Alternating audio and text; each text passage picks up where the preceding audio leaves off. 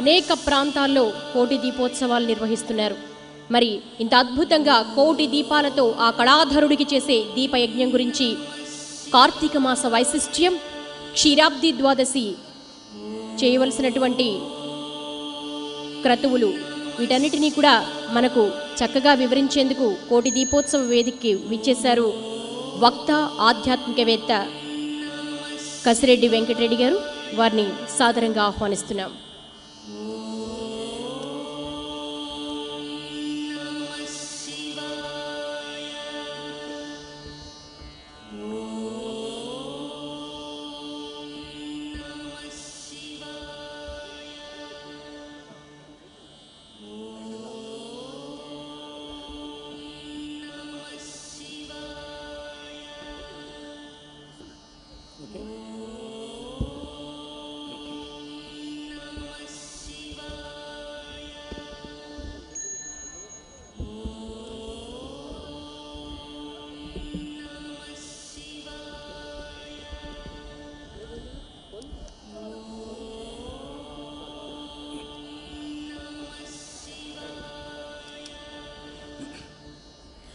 ఆసింధు సింధు పర్యంత యస్య భారత భూమిక పితృభూహు పుణ్యభూశ్చైవ సవై హిందూ రితి స్మృత. సింధువు నుంచి సింధువు వరకు ఉన్నటువంటి ఏ భూభాగం ఉందో ఆ భూభాగాన్ని ఎవరు తమ పితృభూమి, ధర్మభూమి, కర్మభూమి, జన్మభూమి, వేదభూమి, పవిత్ర భూమిగా భావిస్తారో వారంతా హిందువులు. సింధు అంటే సింధు నది, సింధువు అంటే సింధు సముద్రం, హిందూ మహాసముద్రం. కాబట్టి హిమాలయాల నుంచి హిందూ మహాసముద్రం వరకు, అటక్ నుంచి కటక్ వరకు ఎవరు ఇక్కడ జీవిస్తున్నారో, ఎవరు ఈ ధాత్రిన పుణ్యభూమి, కర్మభూమి, జన్మభూమి, పుణ్యభూమిగా భావిస్తున్నారో వాళ్ళందరూ కూడా మేము ఈ భూమి పుత్రులం, దీని వికాసానికి, చైతన్యానికి మా తన్ మన్ ధన్ అర్పణం చేస్తాం అనేటటువంటి ఆలోచనతో ఉన్నటువంటి వారు.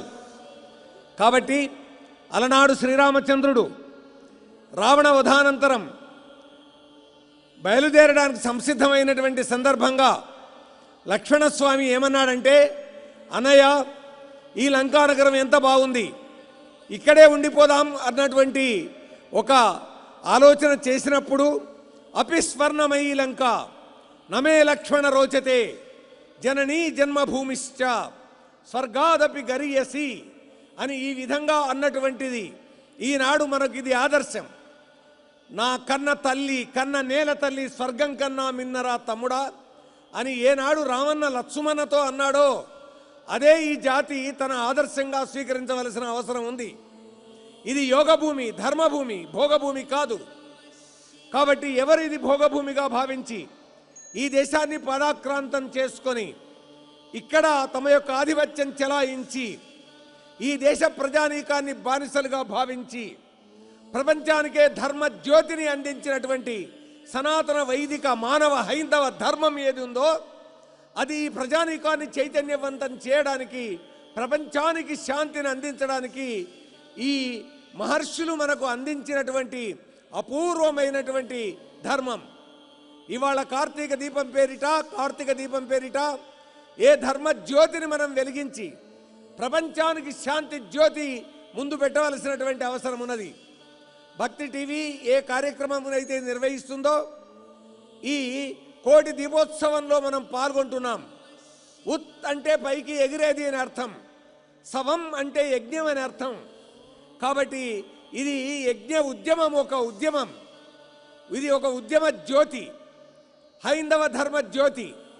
కాబట్టి ఇవాళ క్షీరాబ్ది ద్వాదశి సందర్భంగా లక్ష్మీం క్షీర సముద్ర రాజతనయాం శ్రీరంగధామేశ్వరీం దాసీభూత సమస్త దేవవనితాం లోకైక దీపాంకురాం శ్రీమన్మన్నకటాక్షలబ్ధ విభవద్ బ్రహ్మేంద్ర గంగాధరాం త్వాం త్రైలోక్య కుటుంబినీం వందే ముకుంద ప్రియాం. ఈ విధంగా లక్ష్మీ అమ్మవారిని మనం ధ్యానిస్తాం, పూజిస్తాం, జపిస్తాం, కీర్తిస్తాం, భజిస్తాం, ఉపాసిస్తాం, చివరికి తరిస్తాం. కాబట్టి ముగురమ్మలు ఏ లక్ష్మీ పార్వతీ సరస్వతులను భారతమాతలోనే మనం దర్శిస్తాం. అందుకే వందే మాతర గీతాన్ని మనకు అందించిన బంకిం చంద్ర చటర్జీ ఏమంటాడు అని అంటే, ఇదిగో ఈ భారతమాతనే త్రిమూర్త్యాత్మక స్వరూపిణిగా మీరు భావించండి అని. దేవుడన మాతృదేశమా, దేవతలన ప్రజలు, యజ్ఞ దీక్షయనంగా సేవావ్రత నిష్టయ, ఇవి జీవన సూత్రములుగా ప్రసిద్ధింగనుమా అని. ఈ దేశమే నా దైవం, ఈ ప్రజలే దేవతలు. యజ్ఞ దీక్ష అనంటే ఈ ప్రజానీకానికి చేసేటటువంటి సేవనే యజ్ఞ దీక్ష. ఇది జీవన సూత్రంగా మనం ఇవాళ స్వీకరించాల్సినటువంటి అవసరం ఉంది. ఎవరికి వాళ్లే యమునా తీరేగా జీవించడం కాదు, కలిసి బతకాలి. కాబట్టి ఈ దివ్య జ్యోతి, పరంజ్యోతి, ఆత్మజ్యోతి, ఆనంద జ్యోతి, ఈ కార్తీక జ్యోతి, కార్తీక దీపం ద్వారా మనకు అందించేటటువంటి సందేశం, ఏ విధంగానైతే కాంతి కిరణాలు ఒక్కటిగా కనిపిస్తే కాంతి పుంజం అవుతుందో, ఆ కాంతి పుంజాన్ని మనం దీపం అంటామో, ఆ దీపమే ఈ కార్తీక జ్యోతి. అందువల్ల ఈ కార్తీక జ్యోతి మనకు అందించేటటువంటి దివ్య సందేశం ఏమిటిది, ఏ విధంగా దీన్ని మనం ఇవాళ స్వీకరించవలసినటువంటి అవసరం ఉంది అనేటటువంటిది అధ్యయనం చేయాల్సినటువంటి అవసరం ఉంది. ఇప్పుడే మనం చెప్పుకున్నాం ఇదొక పరంజ్యోతి అని. ఆ శ్రీకృష్ణ పరమాత్మ గీతాచార్యులు ఎక్కడున్నాడు పరమాత్మ అని చెబుతాడు. అందరి హృదయాల్లో నేనున్నాను అంటాడు కృష్ణ పరమాత్మ. ఈశ్వర సర్వభూతానాం హృదయేర్జున తిష్టతి భ్రామయన్ సర్వభూతాని యంత్రారూఢాని మాయయా అని. ఈశ్వరుడు సర్వ ప్రాణుల యొక్క హృదయ క్షేత్రంలో ఉన్నాడు అని. ప్రపంచంలో పిపీలికాది బ్రహ్మ పర్యంతం ఉన్నటువంటి ఈ 84 లక్షల జీవరాశుల అందరిలో కూడా పరమాత్మ హృదయ స్థానంలో ఉన్నాడని భగవద్గీత గీతాచార్యులు చెప్తున్నారు. ఆ హృదయ స్థానంలో ఉన్న పరమాత్మ ఎవరు? ఈశ్వరుడు సర్వభూతముల హృదయ స్థానంలో ఉన్నానని చెప్పాడు కదా. మరి ఆ పరమాత్మ ఎవరంటే ఈ పరంజ్యోతి. కాబట్టి ఆ పరంజ్యోతి మనందరినీ కలిపి నిలిపేది. భగవంతుడు తాను వేదంలో ఏకోపి బహుశ్యామః అన్నాడు. నేను ఒక్కడే అయినా బహుగా విస్తరించానని దాని అర్థం. అంటే కోటాను కోట్ల జీవరాశుల్లో భగవంతుడు హృదయ స్థానంలో ఉన్నాడు. కాబట్టి అందువల్ల మనమంతా ఒక్కటి అనేటటువంటి ఒక భావన ప్రపంచం ముందు పెట్టవలసినటువంటి అవసరం ఉంది. కాబట్టి వర్ణం, వర్గం, రకరకాలైనటువంటి భ్రష్ట రాజకీయాలు, వీటన్నింటికి అతీతంగా హైందవ జాతి ఒకటి, ధర్మం ఒకటి, సంస్కృతి ఒకటి. కాబట్టి ఇది ఒక హైందవ జ్యోతి, కార్తీక దీప జ్యోతి. ఆ విధంగా భావించినటువంటి సందర్భంలోనే ప్రపంచం ముందు మనం నిలబడగలుగుతాం. ఏ ఆదిశంకర్లు జగద్గురువుగా పిలువబడ్డారో, ఏ వ్యాస భగవానుడు మనకు అందించినటువంటి అపూర్వమైన సాహిత్యం ఉందో, దాని ద్వారా దివ్య మానవులం మనం కావలసినటువంటి అవసరం ఉంది.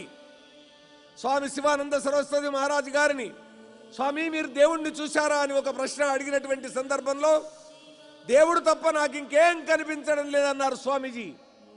ఏ స్థాయికి పోయినటువంటి వ్యక్తి ఆ విధంగా మాట్లాడగలుగుతాడు? అంతటా దైవమే కనిపించడం. కంకర్ కంకర్ మే శంకర్ హై, రాయి రాయిలో పరమాత్మ ఉన్నాడు. కాబట్టి మనం ఇంట్లో వంట చేస్తున్నా, వీధిలో పనిచేస్తున్నా, వ్యవసాయ క్షేత్రంలో ఉన్నా, వృత్తి, విద్యా, వ్యాపార, ఉద్యోగ రంగాల్లో ఏ పనిలో మనం చేస్తున్నా, కామ్ కర్తే చలో నామ్ జప్తే రహో అనేది గుర్తుంచుకోవాలి. పని చేస్తూ ఉండండి, పరమాత్మను స్మరిస్తూ ఉండండి. అప్పుడే పనికి పవిత్రత అనేటటువంటిది వస్తుంది. ఎందుకు పనికి పవిత్రత రావాలి అంటే, మనిషిలో కొన్ని అహంకారాలు పెరిగి ఉంటాయి. ఏమిటా అహంకారాలు?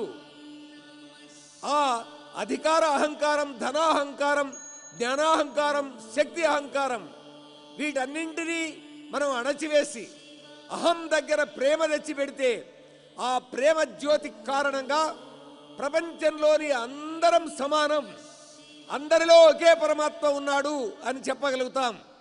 కాబట్టి ఒకరు ఎక్కువ ఒకరు తక్కువ కాని, సర్వభూతస్థమాత్మానం సర్వభూతాని చాత్మని ఈ క్షతే యోగయుక్తాత్మ సర్వత్ర సమదర్శన అని ఇది దృష్టిలో పెట్టుకొని, నాలో ఉన్న పరమాత్మ, అందరిలో ఉన్న పరమాత్మ ఒక్కడే అనే ఈ ఉద్దేశంతో ఏ కార్తీక దీపోత్సవంలో మనం ఇక్కడ కూర్చున్నామో, ఆ దీపం ద్వారా ఏ దివ్యమైన జ్యోతి ప్రపంచానికి అందించాలనుకున్నామో, భక్తి టీవీ వాళ్ళు మనం ఈ విధంగా కలిసి కూర్చోడానికి, అధ్యయనం చేయడానికి, ఆలోచించడానికి ఒక సామాజిక సమరసత జీవనంలోకి వెళ్ళడానికి మనకు ప్రమిదలు ఇచ్చారు, ఒత్తులు ఇచ్చారు, నూనె ఇచ్చారు. ఇవన్నీ ఇచ్చేసి సర్వం మనకిచ్చేసి ఇదిగో చూడండి, మీరు ఇన్ని వస్తువుల మధ్యలో వెలిగించే ఈ దీపం మీ హృదయ జ్యోతి, ఆత్మజ్యోతి, ఆనంద జ్యోతి, పరంజ్యోతి.